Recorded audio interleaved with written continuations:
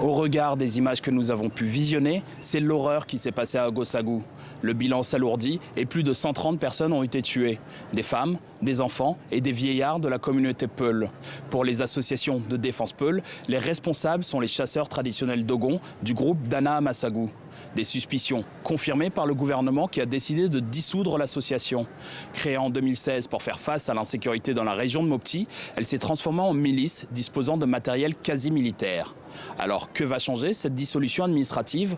Pour les experts que nous avons pu contacter, pas grand-chose sur le terrain. Des accords avaient déjà été signés en octobre 2018 entre les communautés Peul et Dogon. Le gouvernement parle depuis près d'un an de désarmement dans la zone, mais les armes continuent de proliférer. Les groupes et les milices sont donc-elles devenus incontrôlables et trop mobiles pour l'armée malienne?